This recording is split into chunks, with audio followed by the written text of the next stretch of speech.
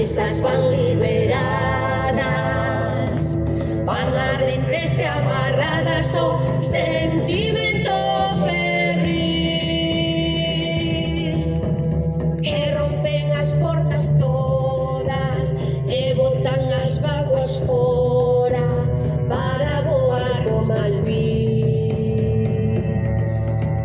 E rompen as portas todas e botan as vaguas fora para voar co